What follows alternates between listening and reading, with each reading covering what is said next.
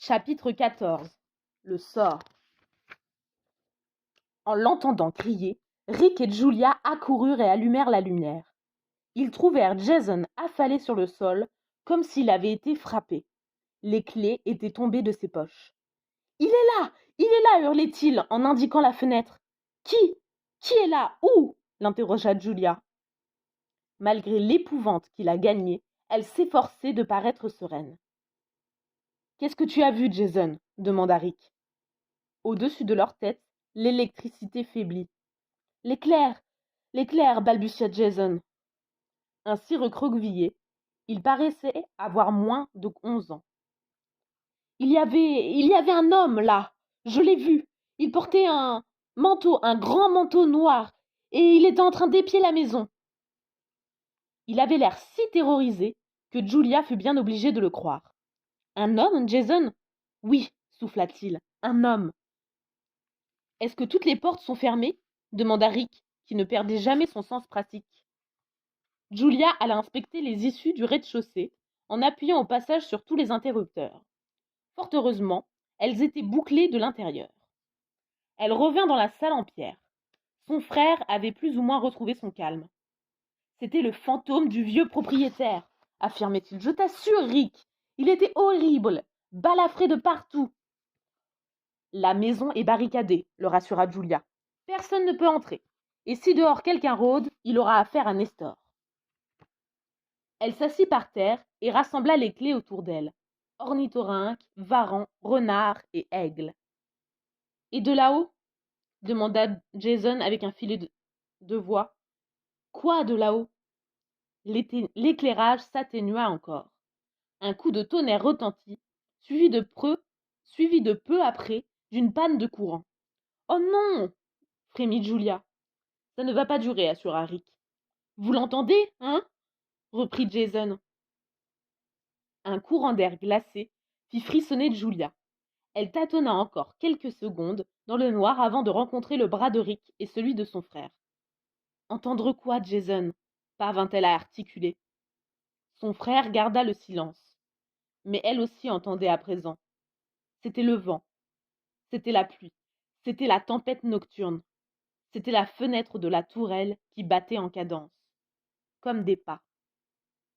Julia se mordit les lèvres pour ne pas pleurer.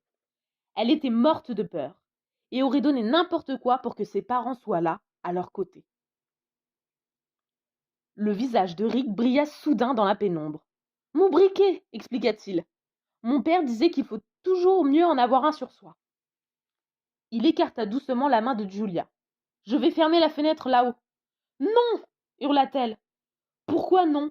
Reste là, on ne bouge pas d'ici tant que le courant n'est pas rétabli. » Savez-vous s'il y aurait des bougies ou bien des torches électriques par hasard? S'informa Rick. Il éteignit le briquet. Qu'est-ce qu'il se passe? S'alarma Jason. Rien, j'étais en train de me brûler les doigts, fit Rick avant de le rallumer. Je crois qu'il y en a à la cuisine. J'en ai vu sur une poutre, chuchota Julia. Ok, alors je vais. Non! Hurla-t-elle encore en l'attrapant par le bras. Ils décidèrent d'aller chercher les bougies tous les trois. Rick les guida à la lueur du briquet. Au moment où ils pénétrèrent dans la cuisine, la lumière revint. Elle jaillit de nouveau aux quatre coins de la villa Argo, mais c'était un éclairage vacillant, prêt à les lâcher à tout instant. Ils se procurèrent 3 bougies, grimpèrent les escaliers jusqu'à la petite tour et pour la 3e fois de la journée, fermèrent la fenêtre bancale. À propos, vous avez remarqué combien il y en a dans la tourelle? Fit Rick alors qu'il redescendait. Non, pourquoi? 4, une sur chaque côté. Et il ajouta, si avec 4, une tu ouvres par hasard, ça pourrait se rapporter aux fenêtres.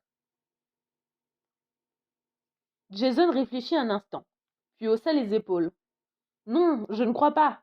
4 se rapportent aux clés, tandis que une, c'est la destinée, le coupa Julia.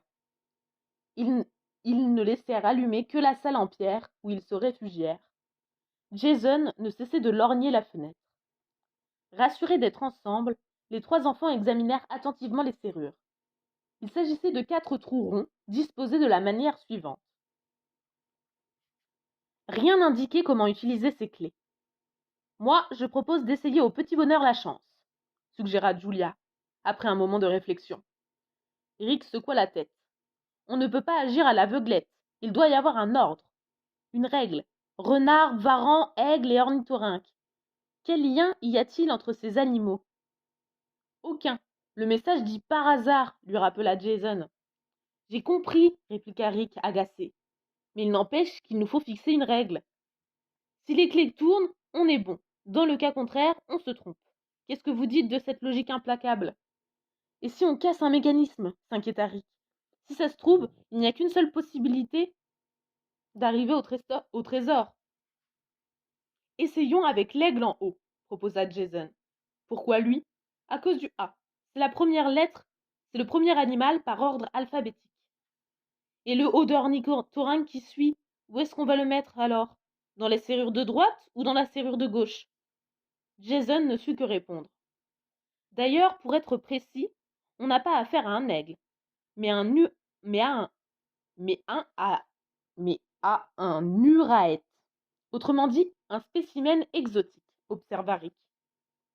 Je ne savais pas que tu étais expert en zoologie, fit Julia, admirative. Et les autres alors? Ça c'est quel type de renard? Un fennec? Non, un renard, tout ce qu'il y a de plus ordinaire, répondit Rick. Jason lui tendit l'ornithorynque. Celui-ci, en revanche, n'est pas banal, avec son bec de canard et ses pattes palmées. Il ne restait donc plus qu'à placer le varan. Un varan tout bête. Donc, si le varan mange l'ornithorynque, hasarda Julia. L'ornithorynque, lui, ne mange pas l'uraète. Mais le renard pourrait peut-être les manger tous. Pour sortir du casse-tête, après avoir pris en compte les habitudes alimentaires des animaux, les enfants se basèrent sur leur milieu géographique. Ils prirent la serrure du haut pour le nord, celle du bas pour le sud. Les uraètes sont avant tout australiens, donc est, serrure à droite. Mais les varans vivent un peu partout, fit remarquer Julia. Ils considérèrent alors les dimensions, puis les couleurs de chaque espèce, sans pouvoir cependant établir un lien logique entre les 4 clés. Au bout du compte, irritée par toutes ces tentatives, aussi théoriques qu'inefficaces, Julia empoigna celle de l'ornithorynque et la glissa brusquement dans la serrure du haut. Elle la fit tourner et clac! Ça marche, jubila-t-elle. Jason et Rick se précipitèrent vers la fillette. Comment t'as fait? L'interrogea son frère. Je l'ai prise, je l'ai introduite, j'ai tourné, et c'est tout. Passe-moi les autres clés. Laquelle tu veux? L'uraète. Elle répéta la manœuvre dans la serrure de gauche. Clac. Le renard. Clac. Et pour finir, le varan. De la même manière, la dernière clé tourna sans difficulté dans la serrure du bas. Clac. C'est fait, se réjouit Julia en regardant la porte. Comment ça? S'étonna Jason. J'ai débloqué les serrures. Rick appuya une main contre la porte et poussa légèrement. Puis il saisit une des clés et tira sans forcer.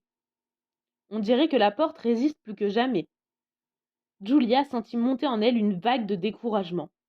Elle tenta de faire un deuxième, puis un troisième tour avec l'uraète. Clac, clac.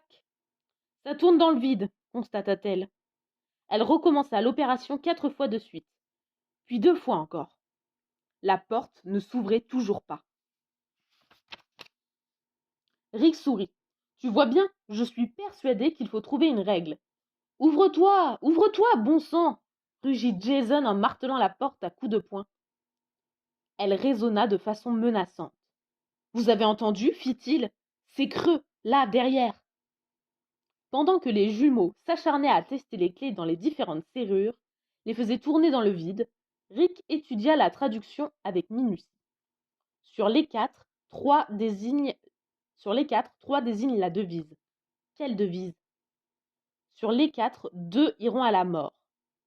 Lesquels parmi ces animaux allaient ou menaient à la mort, et lequel en revanche conduisait en bas? Il se creusa les méninges. Jason, de son côté, glissait la même clé dans les 4 serrures à tour de rôle, tantôt suivant le sens des aiguilles d'une montre, tantôt dans le sens inverse. D'abord dans la serrure du haut, puis dans celle du bas, dans celle de droite, puis dans celle de gauche. Peine perdue, la porte demeura hermétiquement fermée. À bout de patience, les jumeaux vinrent s'asseoir près de Rick. Julia était convaincue que ces 4 clés, en réalité, ne servaient pas à ouvrir la porte. Peut-être qu'il nous faudrait aussi une formule magique du genre « Sésame, ouvre-toi » ou « Dites ami et entrez », suggéra Jason en pensant au Seigneur des Anneaux. « Qu'est-ce que tu as dit » s'anima Rick en faisant sursauter les autres. « Dites ami et entrez » répéta Jason. C'est la phrase elfique que Gandalf lit sur le portail de la Moria. Non, Rick, pas toi, Julia, tu as dit une formule magique. J'ai dit Sésame, ouvre-toi. Sésame, ouvre-toi, répéta-t-il songeur. Il relut la première ligne de la traduction à haute voix, puis s'exclama. Possible que. À quoi tu penses? Rick, surexcité, étala les clés les unes à côté des autres. R de renard, O d'ornithorynque, U d'uraète et V de varan, acheva Julia. Puis elle regarda Jason. Et après, R, O, U, V, épela son frère. Non, pas rouve.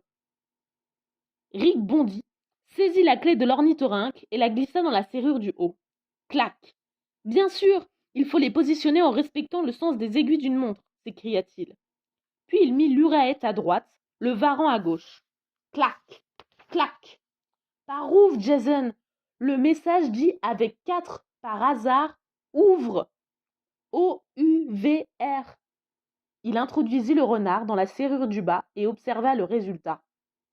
Il tourna, clac, et la porte s'entr'ouvrit.